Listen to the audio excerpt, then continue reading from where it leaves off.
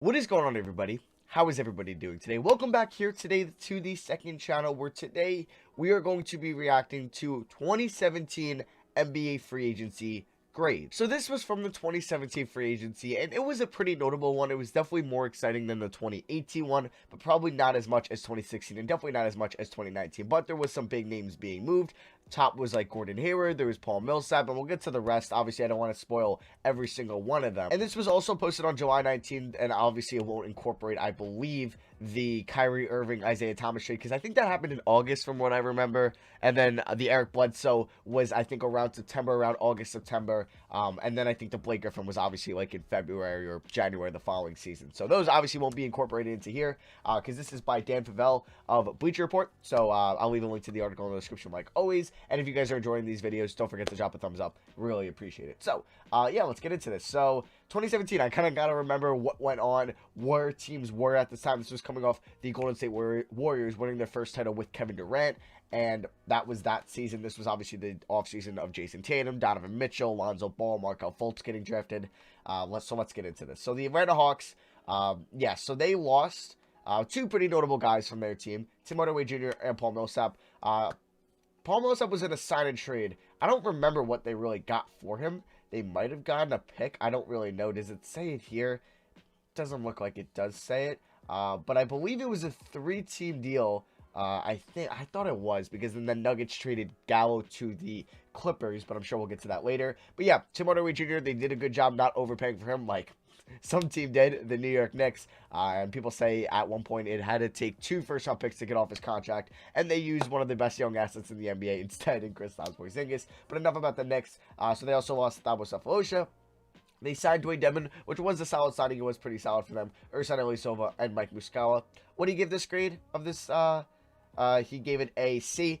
Alright, I mean, yeah, you got notably worse. I really don't know the asset they got for Paul Millsap. I actually want to find that out. So I'm not sure, because Basketball Reference just says he signed a multi-year contract with the Nuggets. So I'm not sure really what the asset was. If you know it, just let me know in the comment section below. So yeah, let's get back into this. Let's go over to the Boston Celtics, where he gave this an A. So they signed Aaron Baines, good signing. Gordon Hayward, Marcus Morris for Avery Bradley. At that time, a lot of people were like, huh? Avery Bradley came off a really solid year. He was obviously like one of the more important players to that core. Kind of just like a bunch of players that really aren't as notable today that took them so far in the playoffs, or at least to the conference finals, the conference finals. And it was like guys like Isaiah Thomas, Avery Bradley, Jay Crowder, Evan Turner, where they ended up getting kind of blown out by LeBron and the Cavs. But still, so they traded Avery Bradley for Marcus Morris. Looking back on it, that was a really good trade, because Avery Bradley's production kind of dropped off while Marcus Morris was still improving each year. Daniel Tice, good signing. Ante Zizic, they used that in the Kyrie Irving trade. So yeah, that's a really good group of additions. Obviously, the Gordon Hayward thing kind of sucked because he got hurt in his first year. Second year, it just wasn't a good rehab year for him. But this year, he was playing really nice. So it took him till year 3 to be a good, valuable player for the Celtics. But it really sucks that he got hurt. And other guys too, like Amir Johnson, Kelly Olynyk, Towers Howard. These guys brought them to the conference finals. Remember where they beat Washington, where Kelly Olynyk went off in that series. But yeah, and obviously Isaiah Thomas as well. So he gave this an A. Looking back on it, because we're going to do these in hindsight, yeah, because you know what? They didn't lose anyone that really is that good today. I mean, the best player here is Kelly Olynyk, and still, or maybe it's Avery Bradley, but they're not any better than most of these guys, because Aaron Baines turned out to be a really solid center. Gordon Hayward, it is what it is. Marcus Morris, just the best team in the NBA, arguably. The Clippers wanted to trade for him at the deadline and give up a first-round pick. Daniel Tice has proved to be a good starting center for them. So this is a good offseason. An A, fine with it. Brooklyn Nets, an A. So they added DeMar Carroll. They lost Justin Hamilton, KJ McDaniels. And their biggest power move was signing Otto Porter to a $106 million offer sheet where Washington matched. I'm pretty sure they did the same with Allen Crabbe this offseason and Tyler Johnson as well, which in hindsight, super smart. They made these teams match these contracts and have to commit to awful signings. But imagine they didn't. Imagine they signed Allen Crabbe and Tyler Johnson. They might not have KD or Kyrie today. Just something to think about. An A, sure. Yeah, I think that's fine. Carroll ended up being a nice player for them. They didn't lose anything notable. And yeah, if they ended up getting Otto Porter on the max or Tyler Johnson or Allen Crabbe, this could be an F. But yeah. So actually, that would have been 2016 free agency. But you guys know what I mean. So Charlotte Hornets, a C-. So their biggest addition was Michael Carter-Williams. Their notable loss was Ramon Sessions. think a C- is fine. They just didn't do much, and they might have kind of downgraded their backup point guard spot to Kemba Walker at the time. So, yeah, I don't know about that. Obviously, they did draft Malik Monk, so I don't really get why Malik Monk isn't there for this team, for the Hornets. But like, Ante Zizic is here. Doesn't really, I don't know what the meaning is that. But yeah, they didn't do much. I think a C- is fine. So yeah, we're gonna get to the Bulls. I forgot they traded Jimmy Butler in this offseason. That was probably the biggest trade of this offseason, right? Or I believe Chris Paul also got traded this offseason. I think. I could be wrong there. Yeah, he was traded in this offseason as well. So those were the two big trades. So notable signings, Cristiano Felicio and Justin Holiday, Isaiah Cannon, Michael Carter. Oh, but obviously this is just a free agency. Okay, sorry for getting into that. But yeah, biggest power move, investing $32 million into Cristiano Felicio. Oh, not alone. This should not be a B-. This should be a lot lower. They ended up including Justin Holiday in the Derrick Rose trade. Or no, they ended up bringing him back.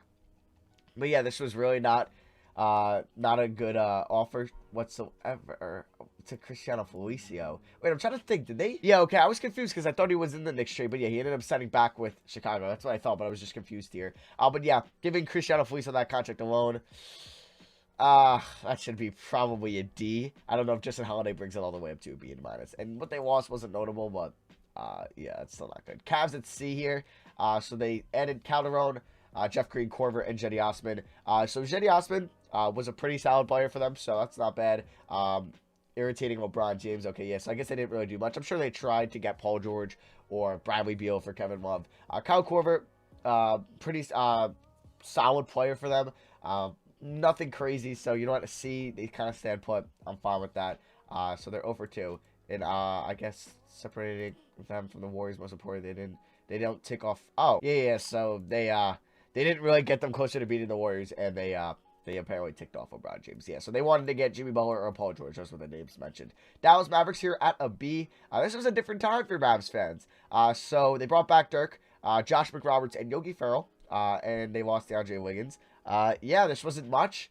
They were still kind of bad at this time, so this was going into the 2018 draft. So they just drafted Justin Jackson. So they just came off a draft where they just drafted Dennis Smith Jr., who ended up turning into a nice player. Obviously, they used him to get Kristaps Porzingis, and then in 2018, they got Luka Doncic. So this was Dennis Smith Jr.'s rookie year. Honestly, a B. I'd probably do a C+ at this point for this free agency. I don't know if they got that much better. But yeah, they are rebuilding. So let's get here to the Nuggets. A-. I think that's fair. Obviously, if they paired Gallo with that team, that would be kind of nice. Gallo, Millsap, and Jokic. But Gallo honestly obviously was turning into a stretch 4 at this time. So I do like an A- is fair. Paul Millsap was great, or has been great for the Nuggets on the defensive side of the ball. Offense, he has been solid still. He's getting up there in age. He has had his injury-riddled seasons. An A- might be a little high because maybe some people would rather have Gallo, but honestly, I think as a fit next to Jokic, Millsap can space the floor still. Not as good as Gallo, but still can, and is a lot better of a defender as than Gallo. So an A- might be a little high. I think I would go B+, but Millsap has been very solid for the Nuggets so far. The Detroit Pistons a D. Yeah, so they traded Marcus Morris for Avery Bradley. Looking back on that wasn't a very good trade for them. They signed Reggie Bullock, Langston Galloway. Pretty good signings because they got Svi Mikhailiuk in a second for him 2 years later. Langston Galloway actually ended up being a solid rotational guy. Aaron Baines, they did lose. Marcus Morris, obviously, from the trade. And KCP didn't turn out to be a horrible loss. So, honestly, I would do higher than a D grade-wise. I would probably go to a C, a whole grade up, just because maybe they said that. Maybe they knew the Avery Bradley trade was bad, but I guess losing KCP they thought was worse. Yeah, so the biggest power move was parting ways with KCP. But that actually looked great for them, that KCP turned down that long-term extension. So, next team we got here is the Golden State Warriors at A+. So, they added Omri Caspi, Steph Curry, Kevin Durant. So, those were re-signings. Iggy, John Livingston, Zaza Pachulia, David West, and Nick Young. They didn't lose anybody big. But, yeah, they obviously paid Iggy a lot of money, in which they had to trade a first-round pick to the Grizzlies to get off his contract a couple years later. Curry, obviously, they would want to give him the 40 mil supermax, whatever, any day of the week. KD, obviously, they won another finals with him. They won 2, and then obviously lost to the Raptors when he wasn't healthy. But yeah, that is an A+. I don't think I can lie there. Moving over to the Houston Rockets here, this is an A. Obviously, they added Chris Paul. They also signed Tariq Black, Mubah Mute, Nene, Chris Paul from the trade, and then PJ Tucker. They did lose, obviously, the guys they included in that trade, and turns out those were really good and valuable pieces for the Clippers team right now. But They added PJ Tucker. They brought him back. Nene played okay for them, but obviously he ended up getting hurt. Mubaa Mute and then Chris Paul. This was the year that they took the Golden State Warriors to 7 games in the conference finals, and I think they would do this trade any day of the week over and over again. They got so close to getting to the NBA Finals. One pulled hamstring or torn hamstring away in Game 6 from going, and yeah, it happened, and Chris Paul wasn't able to play in the remainder of the series, and then the Warriors ended up winning. They missed, 27 straight threes in the Game 7 game. They were, I think, leading at halftime. They got so close, and I'm sure they would do that trade over and over again. So they got a what grade? An A? I think that's fine. Obviously, they gave up a lot in that trade, but nothing as valuable as Chris Paul was for them, and they brought back guys like PJ Tucker and others. So yeah, I think an A is a fair grade. So yeah, they ended up signing Carmelo. No, that was a year later. Yeah, but because Carmelo was still on the Thunder at this time, or he just got traded to the Thunder. It was at the end of the offseason where that happened. Pacers got a D. Okay, so what happened here? So they brought in Bojan. I think he was fine for them. Collison, okay. Corey Joseph. They traded for... Oh, so this was the summer. Yeah, they traded Paul George. Duh, that was another huge trade. Yeah, 2017 was actually a huge offseason for trades, where Chris Paul, Jimmy Butler, and Paul George all got traded. Honestly, passing on better Paul George trades, looking back on this was not a good grade. This should at least be a B, B+. They got 2 really solid players. They got 2 All-Stars. Future All-Stars, Oladipo and Sabonis. Yeah, this is a B+, honestly an A-. This is a great trade for trading one of your stars. And they also brought in guys like Bojan, Collison, Corey Joseph via trade. And yeah, so I think this is actually a better grade than they should get. He gave them a D. I think this is a B+, A- type of grade. All right, so moving over to the Clippers here where they traded Chris Paul. But looking back on this sparked them to trade Chris Paul and then sparked them to trade Blake Griffin, get Tobias Harris, move those assets, and then clear up the cap space and get all the assets to sign Kawhi and trade for Paul George. So this was the start of their 2019-20 season right here. So C+, not fair, should go up looking in hindsight. So what they did was they traded for Beverly, Decker. They got Gallo in the sign and trade. They brought back Blake Griffin to put his jersey up in the rafters and say that's him, and then they obviously traded him a couple months later.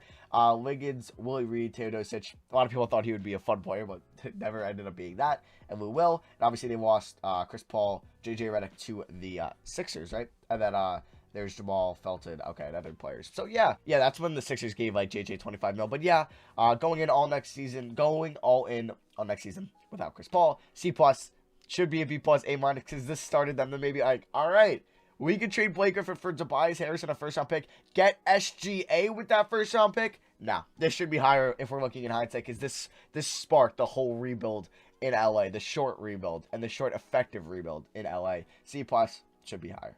Lakers at an A- here, so they got KCP. They lost Tariq Black and David Nwaba. This is probably still some dark times for Lakers fans, but it was on their way up. They still had Ingram. They just drafted Lonzo Ball and Kyle Kuzma. People were excited, and he gave this an A-. I feel like it should be a little bit lower than that. A B. KCP isn't more of an A-, so I would say that's a little bit high. I would go a B probably. Memphis Grizzlies here at a C+. So they signed Mario Chalmers, Tyreek Evans, Ben McLemore, who didn't do good for them, and Rade Zacharok. And then they also lost Vince Carter and Zach Randolph. Would they give this a C+? Probably go lower. I mean, Evans actually played solid for them that year. People thought that maybe Boston would trade for him that year, or the following year. And then obviously he got suspended. But yeah, I would say that okay. Evans did have some solid years for Memphis. He averaged like 19 points a game, shot 40% from 3. So, cool with a C+. Maybe, yeah, okay. Because losing Zach Randolph obviously hurt, moving on from the grit and grind. And this kind of sparked, trading Mike Conley or trading Marc Gasol a year later in the 2018-19 season, and then trading Mike Conley that offseason. Miami Heat, 8B-. Whew, looking back on this, want to put it towards an F, but I'm not. I'm going to say it's a D. Because James Johnson, horrible contract. Deion Waiters, horrible contract. Kelly Olynyk. I mean, he's been okay. At least he's been better than these two guys because he's actually been able to stay on the court the whole year. Chris Bosh waived. Obviously, that was not in their playing field. They obviously had no control over Chris Bosh having to have an early retirement. Josh McRoberts trade and Willie Reed doubling down on last year's 30-11 finish. Remember when they finished strong, but they just missed out on the playoffs. They ended up making the playoffs this year where they ended up losing to the Sixers, but still, this should not be, I think, as high as a B-. Bucks a B+. Added Tony Snell, didn't lose anything, and they gave biggest power moves, giving Derrick Rose a second meeting, but they didn't go with Derrick Rose. Maybe they would love to have Derrick Rose on their team right now, but obviously we know the Cavs got him, then they traded him to the Jazz, and then the Jazz really didn't keep him, and then he ended up signing with Minnesota, kind of resurrected his career there, and has been playing well for the Pistons this year. So maybe the Bucks would love to have him still, but I think just adding Tony Snell alone should not be a B+. We can give it a B-, we can give it a C+, we can even give it a C. That's a little high. Timberwolves A-B, so they added Jamal Crawford, Gibson, and Jeff Teague. Obviously, they also traded for Jimmy Butler, and then they lost all these guys. Locking up Jeff Teague the right way, overpaid. I think a lot of people thought that maybe they would go out and try to get Kyle Lowry to add to that team of Jimmy Butler and Karl-Anthony Towns and Andrew Wiggins, because they had that cap space to do so, and they spent it on Jeff Teague. Towns Gibson was fine. Jeff Teague, they kind of overpaid for, so it didn't really work out that well. B, I would kind of go with C+. They only got one playoff appearance, and they got smoked by who? The Rockets it was? Or no, maybe it was the Warriors. I forgot. So, Pelicans B- here. So, they brought back Drew Holiday. They brought in Rajon Rondo. That's a good contract. It ended up being a good contract. It isn't hard. Yeah, that ended up being a good contract. And then, obviously, they ended up trading for DeMarcus Cousins the year prior. So, they were kind of going all in. They had Rondo, Holiday, Cousins, Anthony Davis, obviously. And I honestly, B-, maybe would go to a B. It just sucks that Cousins got hurt. Knicks a C-, so they overpaid for Tim Hardaway Jr. and Ron Baker. Thanks a lot, Phil Jackson. And then, what's his name? Steve Mills. They lost Justin Holiday and Maurice Ndour. They also traded Melo at the end of the offseason. C- is fine. I'd probably go to a D, or D+, probably. Oklahoma City, an A++. They traded for Paul George. They got Jeremy Grant, picked up his team option, Patrick Patterson, Andre Roberson, and they ended up trading, obviously, Oladipo and Sabonis. And, yeah, renting Paul George, ended up only having him for 2 seasons, but I think this isn't an A+++. It's an A, I would say. It's an A+, sure, because obviously they lost KD a year prior. They were able to add that second star with Westbrook, but it obviously didn't amount to anything more than a first-round victory, because they lost, they lost in the first year to the Jazz in round 1, and then the following year, they lost to the Blazers in round 1. So it really didn't work out as well as an A+++, I would say today. We have 9 more teams here. The Orlando Magic, they got a B-, so they added Shelvin Mack and Jonathan Simmons. They lost Jeff Green, Jody Meeks, and TJ Watson. So a pretty quiet offseason for them. I don't remember who was their 2017 draft pick. Oh, it was Jonathan Isaac. So if obviously that was incorporated in here, be a little bit better. B- might be a little generous. Nothing probably notable where it'd go down to a C, probably.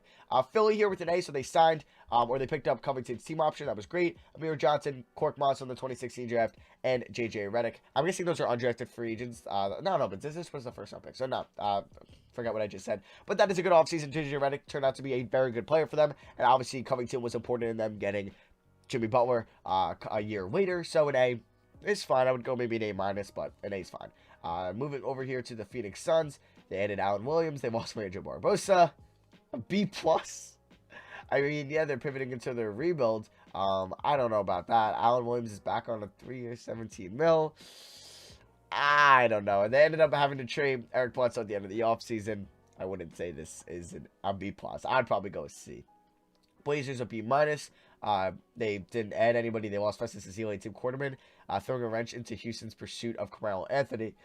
So Rockets thought they found a team to facilitate a Carmelo Anthony trade in the Portland Trailblazers, but they had other plans according to Woj. So, yeah, I don't know if this is a B-. Obviously, Melo probably wouldn't have worked out as well for the Blazers, but maybe he would have.